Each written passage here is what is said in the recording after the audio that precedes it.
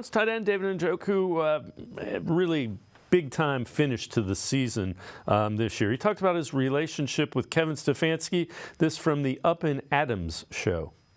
Talking about Kevin, yeah, I mean, this is, our relationship is night and day from, when he first got here. Obviously, his first year, I was trying to leave, and it was a bunch of just turmoil, a bunch of dramatic things that wasn't really necessary at the time. But I felt like it was much needed to happen to build our relationship, as strong as it is now.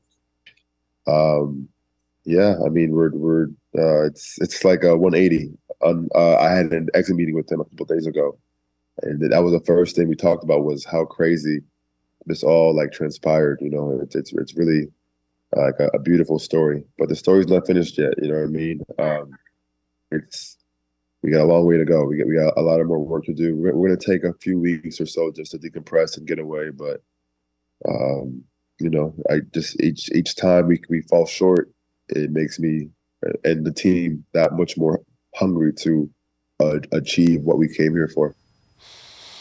And Quincy, when you think about it, historically, Deshaun Watson has been really effective with tight ends that are big and that are I guess what I'm getting at, David Njoku should be a weapon for Deshaun Watson, much more so than we saw in the limited action that he had this season. Yeah, absolutely. I mean, we should see some return to that for Deshaun Watson and David Njoku, given how David Njoku also proved himself at the end of this season as well. And I think one of the stories that comes along with David Njoku is something that we should all remember. It's because whenever something happens with the player and there's conflict that we know about with the player and the coach or player and the management, our first assumption is that you got to get rid of them, right? Like that's the only way to solve the problem.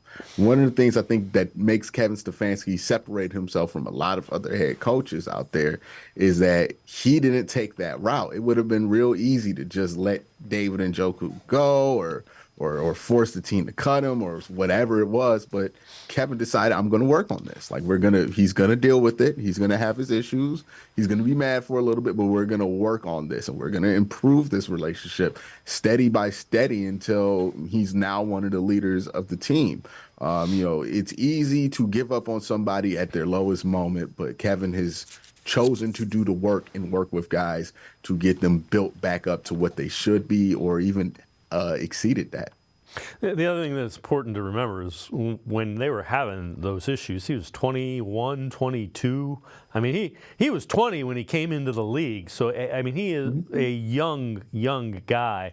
Somebody that's got 7 years in the league is 27 years old. So people, a little bit, you get around things a little bit and you're not as demanding about some things. You understand some things. And I think that's probably what happened with David Njoku.